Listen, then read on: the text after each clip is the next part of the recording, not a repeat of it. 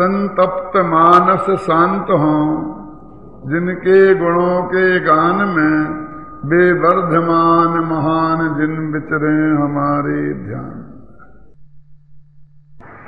समय सार परमागम के परिशिष्ट के आधार पर 47 शक्तियों का वर्णन चल रहा है, जिसमें जीवत्व शक्ति, चित्ती शक्ति, दृष्टि शक्ति, ज्ञान शक्ति, सुख शक्ति और वीर शक्ति, इन 6 शक्तियों की चर्चा हुई। अब इसके बाद में 2 शक्तियां और हैं। एक का नाम है प्रभुत्व शक्ति और दूसरी का नाम है विभुत्व शक्ति। जैसे जीवत्व शक्ति के कारण आत्मा का नाम जीव है, चित्ती शक्ति के कारण आत्मा का नाम चेतन है, उसी प्रकार प्रभुत्व शक्ति के कारण भगवान आत्मा का एक नाम प्रभु भी है, और विभुत्व शक्ति के कारण भगवान आत्मा का ही एक नाम विभु भी है। ये ऊपर जो विराजमान है ना, उन विभु की बात, प्रभु की बात नहीं है, वो चंद प्रभु की बात नहीं है, पदम प्रभु की बात नहीं है। ये तेरा भगवान आत्मा स्वयं प्रभु है और स्वयं विभु है। ये विभु और प्रभु क्या होता है, विभुत्व और प्रभुत्व का क्या अर्थ है?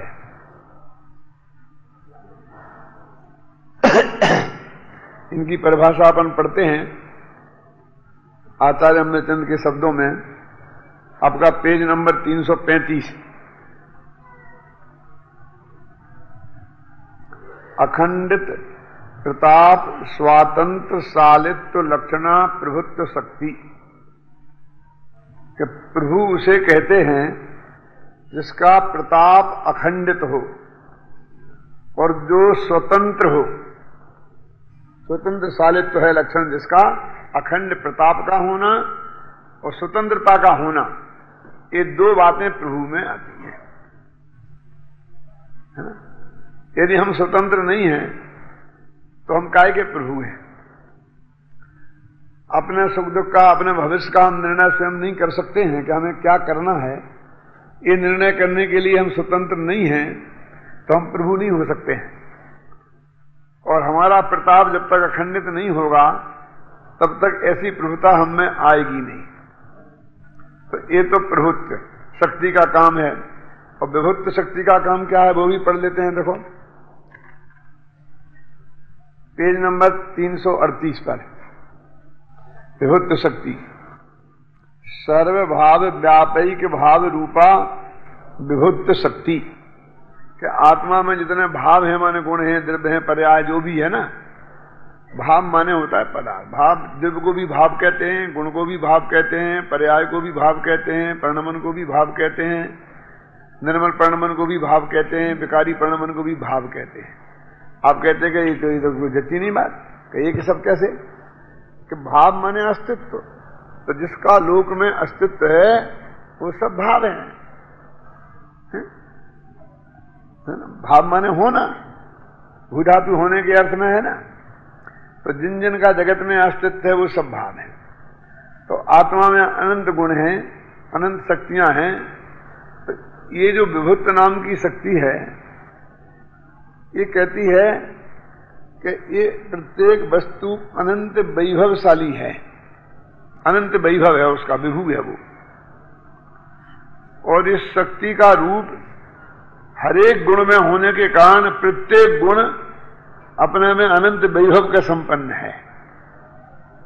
तो अपना प्रभु है और अपने में किसी प्रकार की कमी नहीं है, संपूर्ण वैभव से संपन्न है। तो अपर पर की तरफ देखने के लिए कहां अवकाश रह जाता है ना? देखो जरा पेज नंबर 340।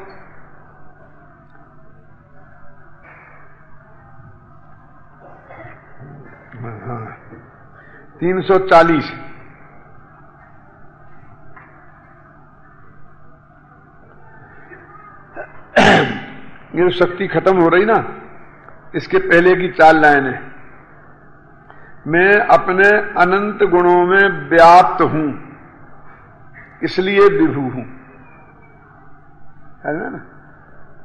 मैं मिल गया। मैं अपने अनंत गुणों में व्याप्त हूं, इसलिए विभु हूं, और मेरे में अन्य किसी का प्रवेश नहीं है। मुझ में मेरा प्रभाव है, प्रताप है, इस कारण मैं प्रभु हूं। ये बहुत 2 लाइन में इन दोनों शक्तियों का तुलनात्मक अध्ययन भी हो गया और सरल भाषा में तो भाव भी हो गया। विभुत्व शक्ति का रूप जो है वो सब गुणों में है, पूर्ण द्रव्य में है, निर्मल पर्यायों में, सब में है। इसके कारण वो सब विभु हैं, वैभवशाली हैं। और इतना ही नहीं है, ये तो इसका रूप तो सब में है ही, और बाकी की जो अनंत शक्तियों का रूप दूसरी शक्तियों में है वो भी इस शक्ति के कारण है। क्या? जो ज्ञान सुख में व्याप्त है, तो क्यों? कि वो विभुत्व शक्ति के कारण है। दर्शन ज्ञान में व्याप्त है, वीर ज्ञान दर्शन में व्याप्त है, वीर में ज्ञान दर्शन व्याप्त हैं, हमारे निर्मल प्रणवन में सारे गुण व्याप्त हैं। तो ये किसका काम है? ये विभुत्व शक्ति का काम है। ये है मेरा वैभव, अपने अपने भीतर पूरी तरह संगठित होना। सब यही कहते हैं ना, आज तक कोई भी देश, समाज, समुदाय यदि बर्बाद हुआ है तो अपने अंतर की फूट के कारण हुआ है। बाहर की किसी शक्ति ने आज तक किसी को भी बर्बाद नहीं कर पाया। ये तो विश्व का मान्य सिद्धांत है। हमारा भारत स्वतंत्र हुआ तो हमारे लोगों को फोड़ लिया पहले, और हम फूटे तब हुआ। छिपे हुए गद्दार। इसलिए किसी भी देश की, समाज की वस्तु की सुरक्षा के लिए ऐसा इंतजाम बहुत जरूरी है कि उसमें अखंडित एकता हो। ऐसी एकता हो कि जैसे किसी भी कीमत पर खंडित नहीं किया जा सके। और कहते हैं आत्म तत्व में वो है, और वो काम करती है कौन? विभुत्व शक्ति। वो कहते हैं हमारा वैभव सिर्फ इस बात में है कि हम एक हैं। ये सबसे बड़ा वैभव है। महात्मा गांधी जी ने असहयोग आंदोलन शुरू किया था और अंग्रेजों को अल्टीमेटम देकर एक डेट फिक्स कर दी थी कि यदि आपने हमारी बातें नहीं मानी तो हम फला तारीख को असहयोग आंदोलन सारे देश में चालू कर देंगे और हमारा कोई भी आदमी आपके किसी काम में सहयोग नहीं करेगा। इसका नाम है असहयोग आंदोलन। क्योंकि तुम हम पे शासन तो करते हो तो हमसे सहयोग से करते हैं ना। गवर्नमेंट के इतने करें, वो हिंदुस्तानी है, उन्हीं से लोग कहते जाओ डंडे चलाओ। जो भी हम पे तुम कहते हो हमारे लोग तुम्हें सहयोग देते हैं ना, उसका नाम असहयोग आंदोलन। मैं जो बात बताना चाहता हूं वो दूसरी है कि जब ये सब नक्की हो गया तो वो घबराए और उन्होंने गांधी जी को बातचीत करने के लिए बुलाया। तो जो भी बात हुई, तो गांधी जी अहमदाबाद से दिल्ली जा रहे थे, तो यहां रास्ते में अजमेर आया। तो आंदोलन की पूरी तैयारी थी और हरिभाऊ उपाध्याय जो पहले मुख्यमंत्री थे खासकर अजमेर राज्य के, वो उनके कार्यकर्ता थे, उन्होंने सारा वहां किया था इस एरिए में। तो गांधी जी ने कहा कि सुबह आंदोलन नहीं होगा। तो क्या बात करते हैं आप, इतनी तैयारी हो गई है, गांव गांव में हजारों लोग तैयार बैठे हैं और अभी आप कहते हैं कि नहीं करना, तहलका मच जाएगा, लोग हमें खा जाएंगे, हमारे साथ मजाक करते हैं आप। तो गांधी जी ने उनको कहा कि इस आंदोलन के नेता तुम हो या मैं, पहले बताओ ये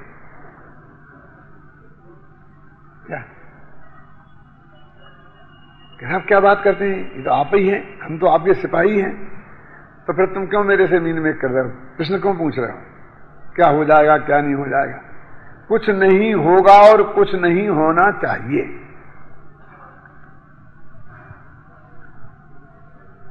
क्योंकि मैं जो इसके लिए जो आंदोलन मैंने खड़ा किया है वो काम अभी कोई सिद्ध नहीं हुआ है, लेकिन जो मैं कह रहा हूं उससे सिद्ध होगा। किसी की समझ में नहीं आएगा क्या कहना चाहते हैं। कि अंग्रेजों ने जब तक तो बात ही नहीं करी थी, फिर उनसे कहा कि आप कल का आंदोलन स्थगित कर दीजिए, फिर अपन बात करते हैं। भाई इतना बात हुई थी, टेबल पे आगे बैठ के, तो उन्होंने कहा ठीक है कर देंगे।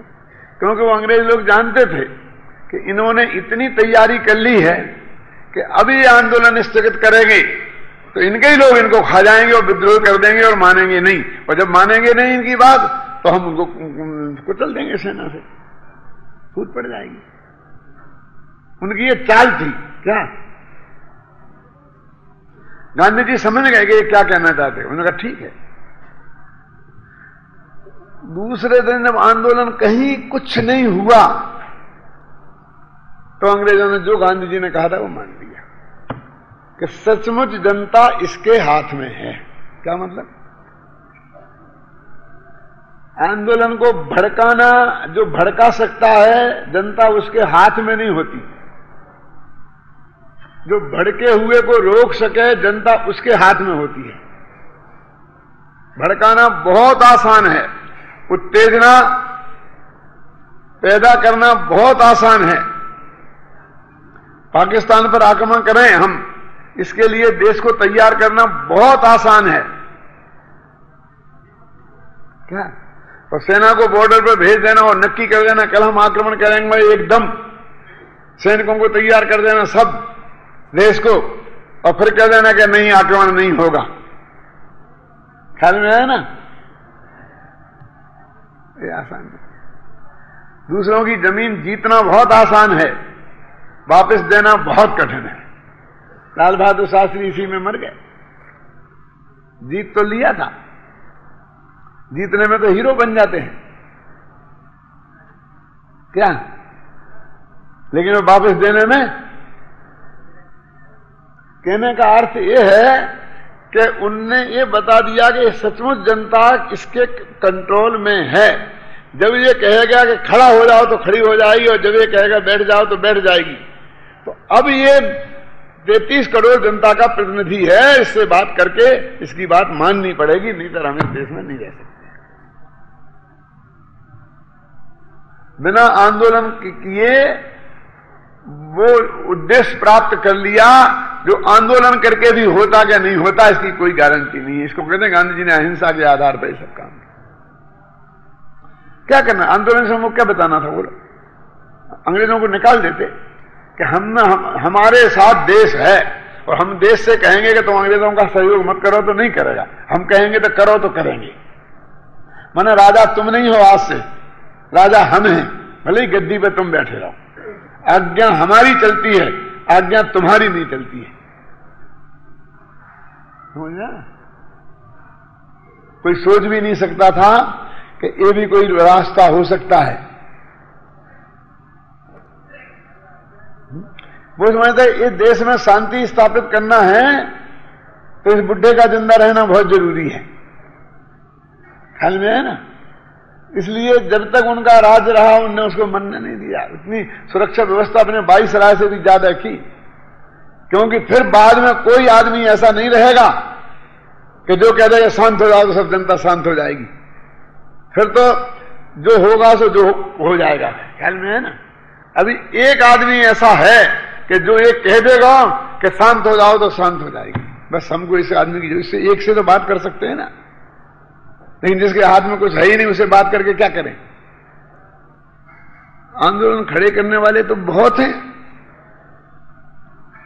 लेकिन आंदोलन को समाप्त करने वाले बहुत मुश्किल होते हैं। तो एकता, वो एकता का प्रतीक है। ख्याल में है ना, हमने बस एकता प्रदर्शित कर दी, और जिसका दुनिया में सूरज अस्त नहीं होता था वो हमको छोड़ के भाग गया यहां। बस खत्म।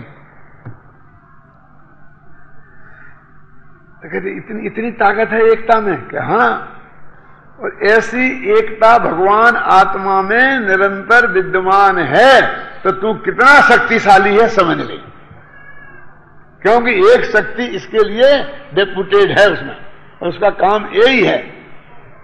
अपने आगुण लगत गुण बोलते हैं ना, क्या है कि एक गुण दूसरे गुण रूप होने नहीं दे और एक गुण को दूसरे गुण रूप से बिखर नहीं जाने दे।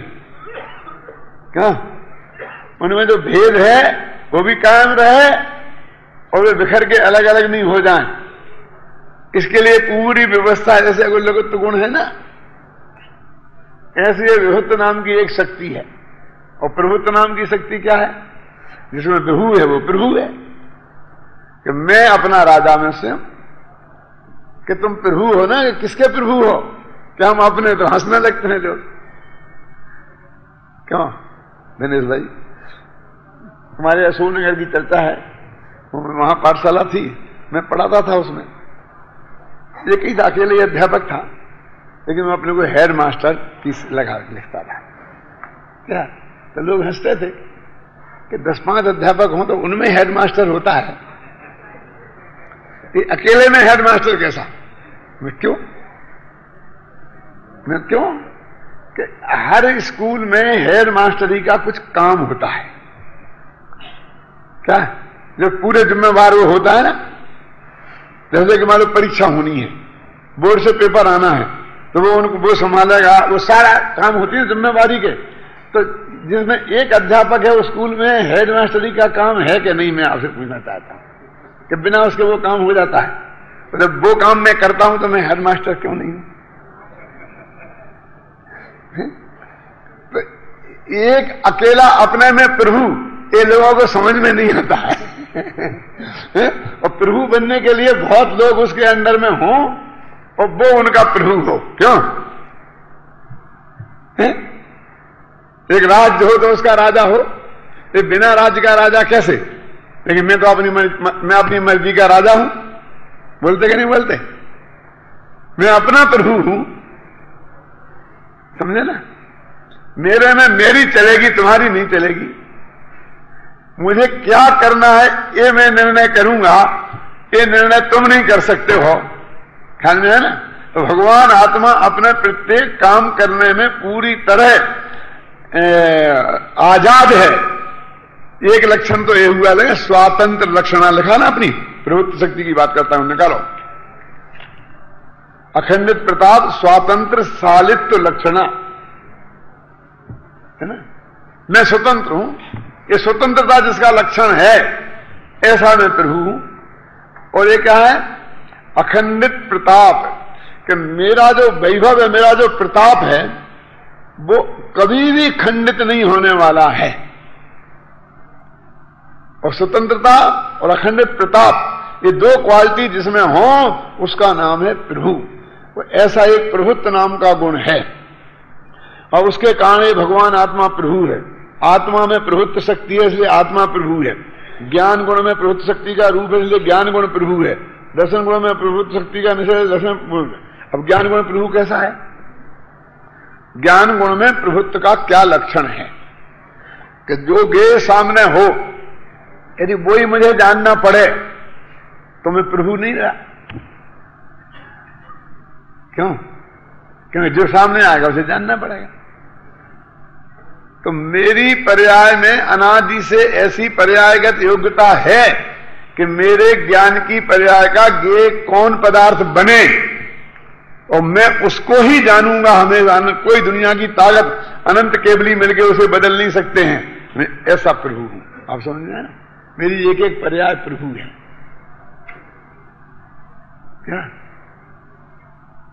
क्या ज्ञान गुण की समझ, प्रभुता समझ में आई ना? अभिमति ज्ञान है, अभी वो प्रभु है।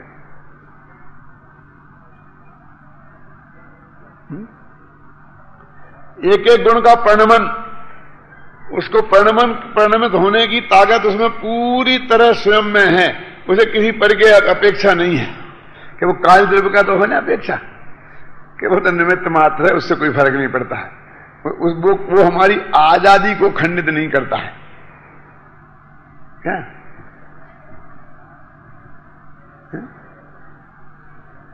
वो हमारी आजादी को खंडित नहीं करता है।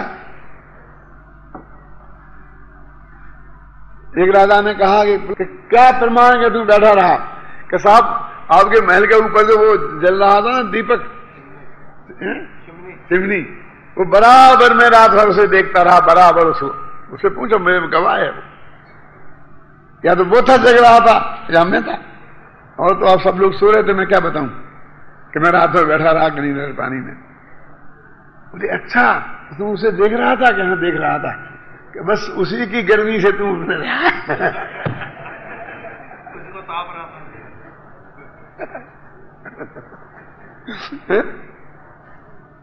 क्योंकि अब उसको तो राहत देना नहीं था। तो निमित्त तो ऐसा दूर का दीपक है भाई साहब। उससे उसकी गर्मी से तापने से वो कोई नहीं बैठ सकता उस तालाब में। उसमें शक्ति थी तो वो बैठा रहा, समझ में है ना। ऐसे ही प्रत्येक द्रव्य का परिणमन में यद्यपि काल द्रव्य निमित्त है कि नहीं? 6 द्रव्यों के में, धर्म और धर्म तो 2 में निमित्त हैं, जीव और पुद्गल में, लेकिन काल द्रव्य तो 6 में निमित्त है कि नहीं? यदि उसको कर्ता मान बैठेंगे फिर तो कोई द्रव्य आजाद कभी रहा ही नहीं, फिर तो सिद्ध भगवान भी आजाद नहीं रहे, क्योंकि उनके परिणमन में भी काल द्रव्य तो निमित्त है ना। बोलो लाला जी। अब मैं सकता हूं कि आप कम से कम सिद्ध भगवान को तो पूरे स्वतंत्र मानते होगे, अपने परिणमन के पूरे कर्ता वे ही हैं। तो निमित्त नामक परिणमन होने से कोई फर्क नहीं पड़ता। मिट्टी घड़े की करता है, इसके कुमार के निमित्त पने से कोई फर्क नहीं पड़ता। कोई मिट्टी का स्थान लेने की कोशिश करे तो मिट्टी को ऐतराज होगा। माने उपादान रूप जो कारण है उसका रूप बनने की कोशिश करे तो चक्कर है। निमित्त को रहा है दुनिया में, हमें क्या कोई रहा है, इससे क्या है? घर में है ना अभी। इसलिए कहते हैं कि प्रत्येक द्रव्य उसका एक एक समय का निर्मल परिणमन वो प्रभु है, क्योंकि वो अपने कारण हुआ है, किसी की कृपा से नहीं हुआ है। हमें मोक्ष मिलेगा तो किसी की कृपा से नहीं मिलेगा। बनारसी दास ने कितना बढ़िया छंद लिखा। कल मैंने किसी के व्याख्यान में सुना था, वो सुना रहे थे, कौन था, शायद उत्तम चंद जी होंगे या कोई और होगा। लीन भयो प्रभु पद जपे, है ना, लीन भयो व्यवहार में उकति न उपजे कोय, और दीन भयो प्रभु पद जपे मुपति कहां ते होय। बोलो इससे ज्यादा स्पष्ट और क्या कहना है?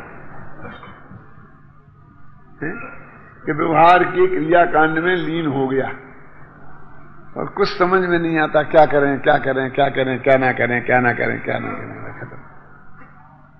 और दीन भयो प्रभु पद जपे, भगवान के सामने दीन हो गया, हा हा हा ऐसा करते देखा मैंने। भगवान के दर्शन करने आते हैं ना, हे भगवान मैं तेरे हा खाता हूं, तेरे पैर पड़ता हूं, क्या पागल हो गया। भगवान को भी शर्म आ रही होगी कि मेरे भगत ऐसे होते हैं, क्यों? तुलसीदास जी ने एक बहुत बढ़िया बात लिखी कि तुलसीदास जी को लोग राम बोला कहते थे, क्योंकि वो दिन भर राम राम राम राम बोला करते थे, और अपनी चादर, राम नाम की चादर, राम नाम लिखा रहता था, वो उड़ते थे, तो उन्हें सब लोग राम बोला कहते थे। तो कभी उनको कोई तकलीफ हुई नहीं, हुआ, खाने पीने का इंतजाम नहीं हुआ, भूखे रहे। तो और लोग तो ये कहते हैं ना, और अन्य को धन चाहिए के बाबरी, कबामन को धन केवल भिक्षा, है ना। नरोत्तम दास ने लिखा क्या नहीं लिखा? सुदामा की पत्नी, इसे सुदामा कहते हैं कि और अन्य को धन चाहिए बाबरी, बामन को धन केवल भिक्षा। लेकिन तुलसीदास जी भी बामन थे, लेकिन मैं भीख नहीं मांगूंगा। कि सब बामन मांगेंगे तो क्यों नहीं मांगेंगे? मांगना पड़ेगा। मानो भगवान कह रहे हैं राम उससे, राम कह रहे हैं कि तुझे भीख मांगनी पड़ेगी, कि मैं नहीं मांगूंगा क्या दिया ना। जाकर के बोलता है, कहां बोलता हूं, क्यों? मेरी कोई बात नहीं है, तुम्हारी इज्जत का सवाल है। मैं तुम्हें बदनाम नहीं होने दूंगा। कि मेरी की इज्जत का क्या सवाल आ गया इसमें? मैं कहां बदनाम हो रहा हूं? कि मुझे लोग राम बोला कहते हैं, और मैं मांगने जाऊंगा तो लोग कहेंगे कि राम बोला भी मांगने आ गया। इसका राम अकेले एक आदमी की भोजन की व्यवस्था नहीं कर सकता है, तो दुनिया का क्या करेगा? बदनाम हो जाओगे, मैं भूखों मर जाऊंगा, लेकिन तुम्हें बदनाम नहीं होने दूंगा, ऐसा लिखा। क्योंकि मेरे साथ तुम्हारा नाम जुड़ा हुआ है। तुम्हारा नाम नहीं जुड़ा हुआ होता तो मैं कुछ भी करता। मुझे अपनी कोई चिंता नहीं है। समझ रहे ना?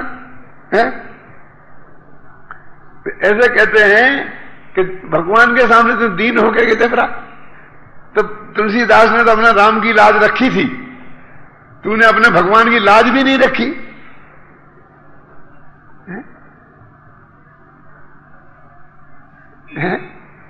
भगवान तुझे प्रभु कह के पुकारते हैं, गुरुदेव बनाते ना, प्रभु ये प्रभु से प्रभु बोलते ना गुरुदेव।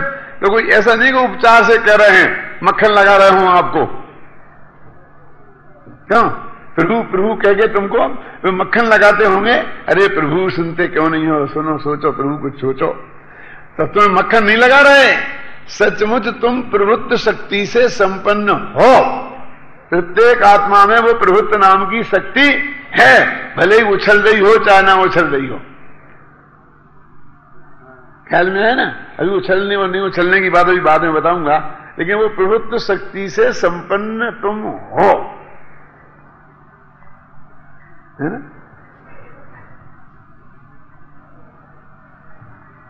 भगवान का तू भगत है ना? ये तो ना बनारसी दास। तो बनारसी दास के बारे में ऐसा प्रसिद्ध था कि जो किसी भी आदमी, लौकिक आदमी की प्रशंसा नहीं करने की उनने प्रतिज्ञा ली थी। तुलसीदास की भी थी। तुलसीदास ने एक जगह ये लिखा है कि हे भगवान, मेरी कविता अलग बात है और दूसरों की कविता मेरी कविता की बराबरी नहीं कर सकती है। कि क्या अभिमान की बात करता है? कि नहीं, मैं सच्ची बात कहता हूं, कविता उनकी अच्छी होगी और मेरी तुकबंदी होगी, लेकिन मेरी बराबरी में वे खड़े नहीं हो सकते। क्यों? तेरे में क्या विशेषता है? कि उनकी कविताएं झूठी हैं। क्या मतलब? कि उनने तो एक प्रोफॉर्मा बना रखा है अभिनंदन के पत्र का, और जो पंडित आए उसका नाम जोड़ देते हैं, बाकी वैसे का वैसा। राम के गीत गाने लगते हैं, कृष्ण के गाने लगते हैं, महावीर के गाने लगते हैं, बुद्ध के गाने लगते हैं, अकबर के गाने लगते हैं। मेरी कविता बस कोई जोड़ देते हैं, और मैं अकेले तेरे गीत गाता हूं, इसलिए मेरी कविता कितनी ही खराब हो लेकिन मेरी बराबरी कोई नहीं कर सकता। ऐसा तुलसीदास ने लिखा। श्री कृष्ण से कह दिया जाओ जाओ यहां से, नमस्ते नहीं मिलेगा तुम्हें। तुलसी माथा तब नबे जब धनुष बाण ले हाथ। ये मुल्ली मुल्ली नहीं चलेगी मेरे यहां, ये धनुष बाण लो तो माथा नमेगा मेरा। वे भी एक निष्ठ थे। ये बनारसी दास की भी हालत थी। तो अकबर ने को भड़का दिया लोगों ने। तो पहले एक समस्या पूर्ति हुआ करती थी, एक लाइन दे दी और कहा बाकी की 4 लाइनें तुम बनाओ, 3 लाइनें, है ना? तो उनको बुलाया और सबको दी और उनको दी। उसकी कविता की अंतिम पंक्ति क्या थी? जो समस्या, मिली आस करो जो अकबर की। अब ये तो डालना उसमें अनिवार्य था, और डालेगा तो उसका अर्थ हो गया कि सब लोग आप मिल करके अकबर की शरण में चले जाओ, उनकी आशा करो। अब ये डालेगा तो अकबर की भक्ति हो ही जाएगी। इसको फंसाने के लिए और उनको ये दिया, इंकार कर नहीं सकते हैं। उन्होंने बनाया छंद पूरा पूरा तो मुझे याद नहीं है, लेकिन अंतिम पंक्ति जो उन्होंने बनाई वो ये है, जिनको नहीं आस जिनेश्वर की, मिली आस करो जो अकबर की। हाँ जी, दिग में बहुतक भेष धरे बिछा गई आज दिगंबर की है। पूरा छंद समझ लो आप, है ना? मेरे कहने का अर्थ है कि वो किसी कीमत पर अपनी प्रभुता को भूलते नहीं है। उनके यहां तो ये कहते हैं कि राम बोला हूं मैं, भगवान तेरी इज्जत का सवाल है। लेकिन जैन धर्म में भगवान की इज्जत का सवाल नहीं है, मेरे आत्मा की इज्जत का सवाल है, क्योंकि वो स्वयं प्रभु है। ये प्रभु किसकी शरण में जाए, ये किसके आगे भीख मांगे?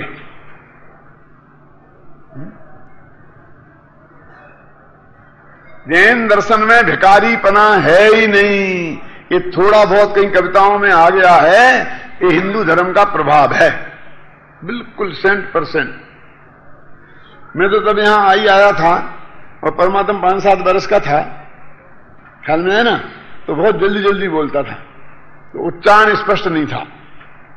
तो मेरे चित्त में आया कि क्या करें क्या करें।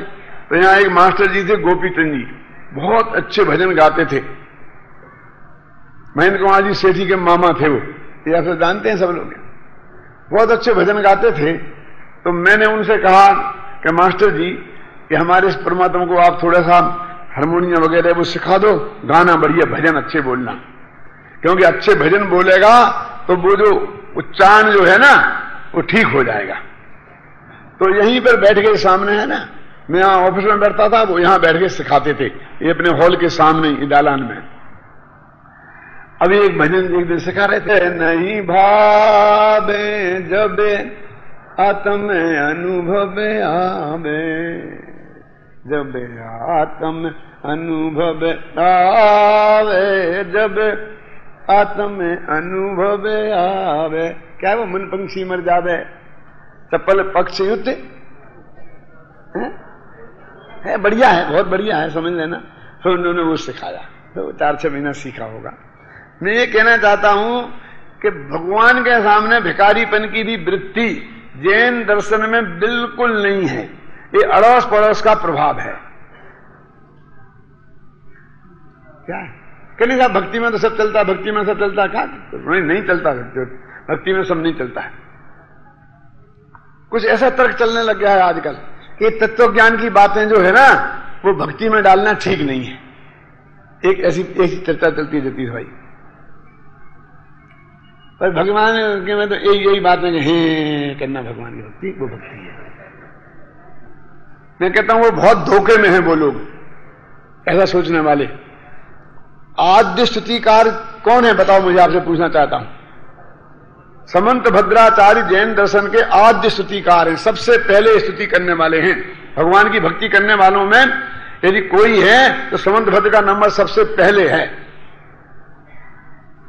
और उनके स्तोत्र देखो, उसमें सारा तत्व ज्ञान भरा पड़ा कि नहीं भरा पड़ा। कथंचित तेस देवेष्टम कथंचित असदैव तत्, क्यों भावई कांते पदार्था नाम अभावा नाम अपन्नवाद। शाम को पढ़ रहे ना, उस पढ़ा रहा ना क्या संजीव, बोलो समंत भद्र की भक्तियां देखो। समंत भद्र की भक्तियों पर पूरा जैन न्याय शास्त्र खड़ा है। यदि समंत भद्र की भक्तियों को निकाल दो तो जैन शास्त्र जो है जीरो हो जाएगा, न्याय शास्त्र। तत्व ज्ञान नहीं होता भक्ति में, और भक्ति में दीनता होती है।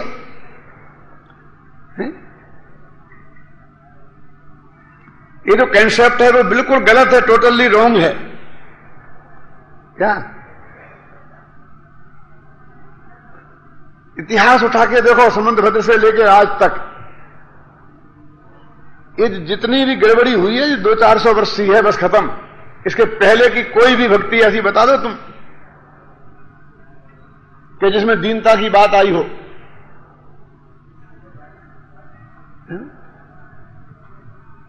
भक्तांबर को उठा के देखो, कहां है उसमें? उन्होंने तो ये लिखा है कि जो आपका भगत होता है वो इतना निर्भय होता है, वो सप्त भय से रहित होता है, वो दीन नहीं होता है, सब ऐसी ऐसी बातें हैं।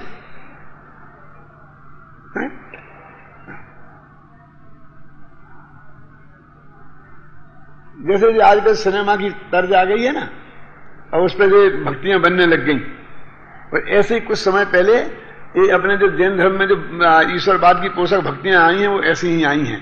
वही उन छुटभइये कवियों की हैं कि जैसे कहता ना कि शंकर बोले भाले तुमको लाखों प्रणाम, तुमको लाखों प्रणाम। तो लिखा बहुत अच्छी धुन चल रही है, तो अपने बोल दिया महावीरा भोले भाले तुमको लाखों प्रणाम। महावीरा भोले भाले हैं कि सर्वज्ञ हैं? भोले भाले किसे कहते जानता है? मैं अर्थ नहीं बताऊंगा अभी कि वो शंकर के साथ भी लगा हुआ है। लेकिन लोग वे भोले भाला किसे कहते हैं कि वे तो भोलानाथ है। क्या बोलते? बोला तू भगवान को भोलानाथ बता रहा है तो पता ही नहीं है। लेकिन तुझने उसकी अकल लगाई कहां है? बस शंकर की जगह महावीर लगा दिया, भक्ति बन गई।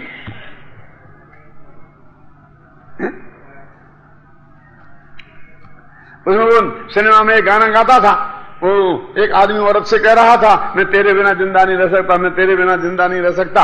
हे भगवान मैं तेरे बिना जिंदा नहीं रह सकता, मैं तेरे ये क्या है? ये भक्ति है? ये भक्ति का अपमान है। अब यही चल निकली है, क्या करे? कौन लोग? इतना प्रवाह इतना तेज चलता है, ये रोकना बहुत कठिन है। अपने को बचा ले जाओ ना, यही बहुत है अश्विन भाई। इस प्रवाह में से अपने को अखंडित करके बचा ले जाओ, बेदाग बचा ले जाओ, यही बहुत बड़ी बात है। लेकिन सारी दुनिया तो इसमें ही बहती है, हैं? यदि सचमुच आपको भक्ति करनी है तो संबंध भद्र का स्तोत्र क्यों नहीं बोलते हो? एक ही भाव स्तोत्र क्यों नहीं बोलते हो? कल्याण मंदिर स्तोत्र क्यों नहीं बोलते हो? भक्तांबर बोलो। कैसा आप संस्कृत में कोई समझाए? उसके हिंदी भी अनुवाद भी हो चुके हैं सबके, उन्हें बोलो। असली भक्ति तो वो है, आचार्यों की बनाई भक्तियां हैं ना वो। और ये जिनकी बनाई हैं उन्हें जैन धर्म का काखा काका आता है। जिनने तुकबंदियां की हैं उनको जैन धर्म के कुछ रंच मात्र भी ख्याल में है कि क्या है? वो भगवान को कर्ता धर्ता के रूप में ही प्रस्तुत करते हैं, जबकि जैन दर्शन ने आज तक ईश्वर के कर्तृत्ववाद का विरोध करके कितनी मार खाई है, और तो भी हमारे बुजुर्गों ने जान की बाजी लगाकर अपने धर्म की सुरक्षा की है। कौन सा मालूम?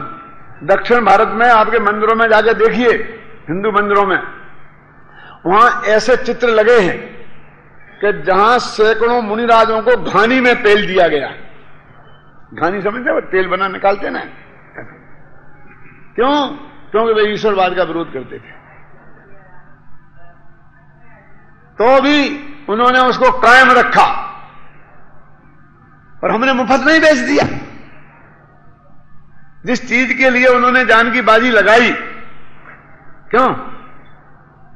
हमने वही चीज इतनी सहज भाव से स्वीकार कर ली। क्यों?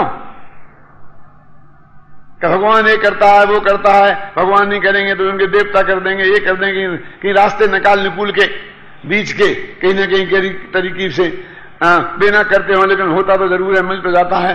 भगवान महावीर जरूर बाल बच्चे नहीं देते हो, लेकिन वो कोई भूत ने परम गुरु भूख नहीं भगाते हो, लेकिन वो भैरव देवता है, वो भगा देता होगा। अब ये और संकट हो गया कि भगवान नहीं भगाते हैं, भैरव भगाता है, तो लोग भगवान की पूजा छोड़ के भैरव की शुरू कर दी।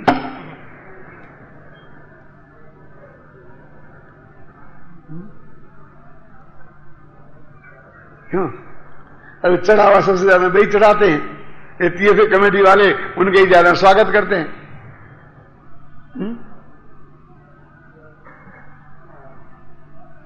समझ रहे ना क्या हो गया है? जो तीर्थ हमारे तत्व ज्ञान के प्रचार से, तीर्थ किन्हें करे जानते आप? कि जो हमारे बीतरागी सर्वज्ञ भगवान, उनके अनुयायी मुनिराज आचार्य भगवान, उपाध्याय साधु जहां विराजते थे उसको बोलते तीर्थ, है ना? तो वहां तत्व की चर्चा बरसती थी। अब जो तीर्थ धर्म के प्रचार के साधन थे वो मिथ्यात्व के तीव्रतम पोषक हो गए, और वहां पर वही लोग इकट्ठे होते हैं जो अपनी दुकान खोल खोल के बैठ गए, और मंत्र तंत्र लेके बैठ गए, जंतर लेके बैठ गए, मालाएं बांट रहे हैं। क्यों? रुद्राक्ष की वो ये कर रहे हैं और वो कर रहे हैं। क्यों? अभी क्या करें? सत्संगति के लिए लोग तीर्थ पे जाते थे। पहले ये कहते थे कभी अपनों कोई अच्छा आश्रम खोलना है ना जतिश भाई, तो किसी तीर्थ पे खोलो तो ऑटोमेटिक जनता आएगी, जनता मिलेगी। अब कहते भैया तीर्थ मीरथ पे मत खोल लेना, नहीं तो लेने के देने पड़ जाएंगे। अपना तो यही अच्छा कि जहां कोई तीर्थ मीरथ नहीं है और तीर्थ के रास्ते में भी नहीं हो, क्योंकि जिनको आना हो तत्व की रुचि वाले ही आए हैं, नकली आवे ही नहीं हैं? ये वस्तु भगवान तू स्वयं प्रभु है, ये प्रभुत्व शक्ति का वर्णन है। तू स्वयं विभु है, तू अनंत वैभवशाली है, तू अनंत प्रभावशाली है। तेरे को तेरी पता नहीं कि तू क्या चीज है, और तू अनंत दूसरों के चरणों में अपने को दास बना रहा है। देखो पढ़ते हैं अपन, निकालो पेज नंबर 335। जो मैंने बातें कही हैं उसके संदर्भ में इसे पढ़ना। प्रभु माने प्रभावशाली, पूर्णतः समर्थ, अनंत महिमावंत, अखंडित प्रताप से संपन्न और पूर्णतः स्वतंत्र पदार्थ जिसमें रंच मात्र भी दीनता ना हो।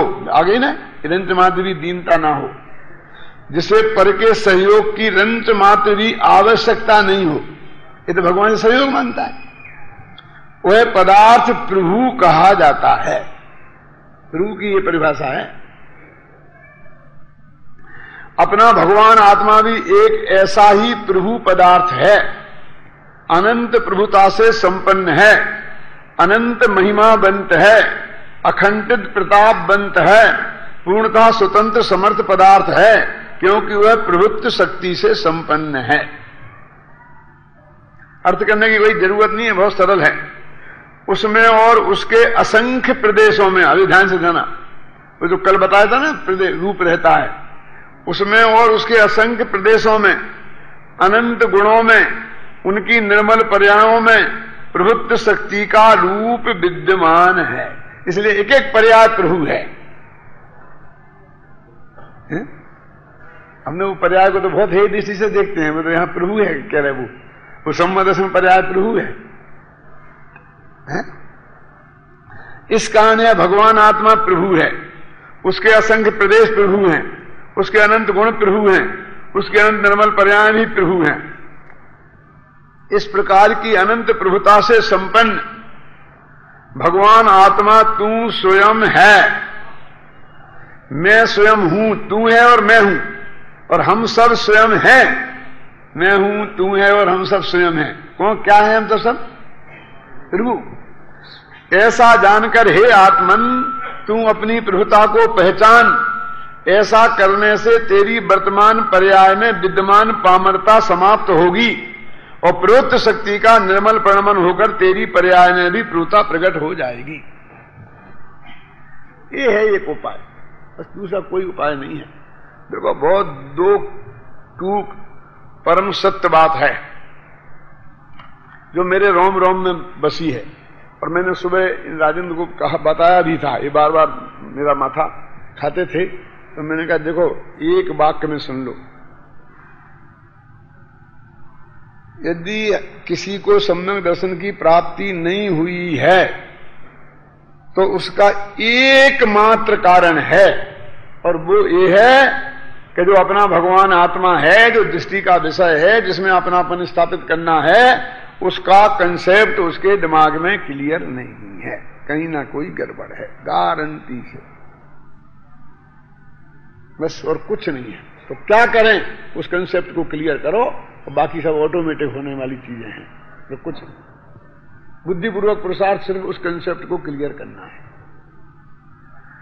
हम मान के बैठ गए कि हम तो गुरुदेव के शिष्य हैं और हमने तो सब पढ़ा, हम तो केवल ज्ञान की पर्याय को भी डंडा मार के निकाल दिया भगवान आत्मा में से। अब हमारा कंसेप्ट में कहां गड़बड़ हो सकती है? तो मैंने विगत 3 साल में इतनी चीजें निकाल के दी हैं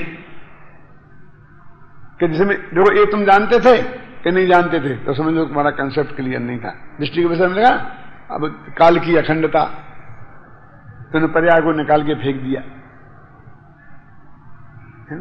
और कई चीजें निकाल के दी हैं सामने आकर के, ख्याल में है ना। अभी भी कहीं ना कहीं रह गया है, इसलिए नहीं हुआ है। किसे हुआ है किसे नहीं हुआ है, झगड़े में मत पड़ो। वो सब धंधे की बातें हैं, वो सब गुटबंदी की बातें, उनमें कोई दम नहीं है। हो जाए तो अपने आनंद से उसको भोग करना, नियम सार की उस गाथा के अनुसार, जो निधि पाकर निध वतन में गुप्त जन रहे भोगते। लेकिन यदि किसी को नहीं रहा है तो मैं शास्त्र की गद्दी पर इस पर हाथ रख के कहता हूं कि एक ही कारण है, ऐसा नहीं 99% है धन कुमार जी और 1% कोई दूसरा, बिल्कुल है ही नहीं कोई दूसरा कारण, कि वो जिसमें अपनापन करना है ऐसा भगवान आत्मा का कंसेप्ट क्लियर नहीं है, कि सब रुचि नहीं है। क्या ये सब समझते दादा, वो क्या चीज है उसकी समझ में नहीं आई है। ये कह रहे कंसेप्ट क्लियर नहीं है, लोग समझ नहीं रहे होंगे। ये अपने ही है जो नहीं समझते हैं, ये बाकी सब समझते हैं। ये सब बहुत लड़कियां बहुत पढ़ी लिखी हैं ये तो अपन को मना है महीनों तक अंग्रेजी, ऐसा नहीं समझते नहीं, ऐसा कुछ नहीं है।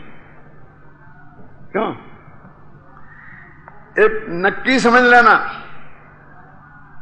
ये कोई दुकानदारी की बात नहीं है, एक ही कारण है, तो पुरुषार्थ भी एक ही है कि उसके लिए हम जो कुछ प्रयत्न कर सकते हैं करें।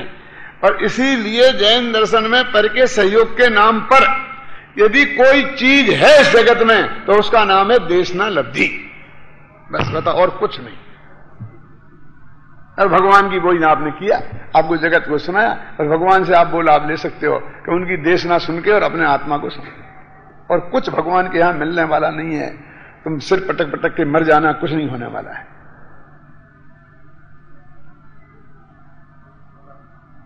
देशना लब्धि ही है। सम्यक दर्शन में करण लब्धि के, देशना लब्धि 5 लब्धियों में बस क्या है, पर का जहां निमित्त है वो कारण देशना लब्धि है, बस खत्म। देखो एक है देशना लब्धि और एक भगवान आत्मा का सुपर प्रकाशक स्वभाव। तो सुपर पर का जो वो बाकी अनंत गुणों से तो कोई संबंध ही नहीं बैठता है, क्योंकि वे तो स्व पर से कोई बातें नहीं करते हैं, वो तो अपने में ही सीमित हैं। अकेला ये भी कुछ किसी से बात नहीं करता है, सिर्फ जान लेता है, तो इतनी सी बात है, इसलिए सारा मामला खड़ा होता है। तो ये इसलिए सबसे ज्यादा स्पष्टीकरण इसका चाहिए, इसलिए इसमें अभी शक्तियां बनी, कल से वो फिर सर्वज्ञत्व शक्ति आने वाली है, तो फिर वही बात चलेगी विस्तार से, सर्वज्ञत्व और सुपर प्रकाशकत्व, प्रकाश और स्वच्छत्व, समझिए ना। ये बीच में टपक गई 4 शक्तियां, कौन कौन सी 4, कौन कौन सी? सुख शक्ति, वीर शक्ति, प्रभुत्व शक्ति, प्रभुत्व शक्ति। फिर वही ज्ञान, क्यों कि वही ज्ञान का स्वभाव कैसा है कि ये पर को जानना और स्व का जानना का जो झगड़ा है ना, 90% तो झगड़े इसमें ही है, इसलिए समाधान नहीं होता। और किसी दिशा में कुछ भी करने से कुछ होने वाली नहीं है, स्वस्थ के हो जाना। कैसा विचित्र लोक है, समझ में नहीं आता है। क्यों बोरा जी, मैं एक प्रश्न करूं आपसे, नाराज मत होना। आपके बेटे को मेडिकल कॉलेज में भर्ती कराना है, तो आप क्या उपाय करेंगे? सोचो क्या करेंगे, समझेंगे आप? सब सोचो अपने अपने मन में। बोरा जी का नाम लेता हूं, उससे क्या फर्क पड़ता है? मतलब 1 लाख नमोकार मंत्र का जाप करेंगे तो हो जाएगा? क्यों साहब, वकील साहब, 1 करोड़ जाप करें तो हो जाएगा बेटा? सिद्धचक विधान करें तो वो तुम जयपुर वालों से करवाएं तो हो जाएगा? क्यों? 4 मूर्तियां विराजमान करें, 6 पंचकल्याणक करें तो हो जाएगा बेटा मेडिकल कॉलेज में भर्ती? सबको पक्का भरोसा है कि नहीं होगा, नहीं होगा और नहीं होगा। तो कैसे होगा?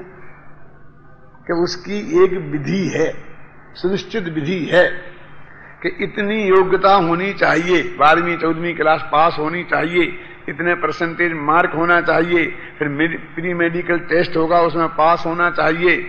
ये कायदे की हैं, और फिर जो कुछ गैर कायदे की हैं वो अलग बातें हैं। क्यों?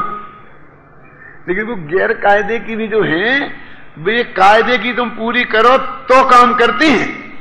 ऐसा नहीं है कि तुम 1 करोड़ रुपया दो, पढ़वा का पहली क्लास पास नहीं हो, मेडिकल कॉलेज में कोई माई का लाल भर्ती करके बता दे, अब हो जाएगा तो पेट्रोल पंपों जैसा होगा।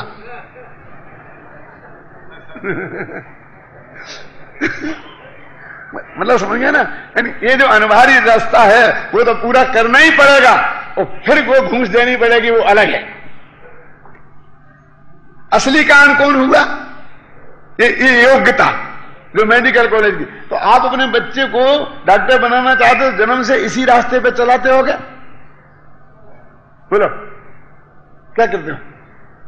पेपर हो कल तो उससे ये कहते हो बेटा पढ़ो पढ़ो, ये कहते हो कि जाओ मंदिर में 2 घंटा पूजन करो, पास हो जाओगे।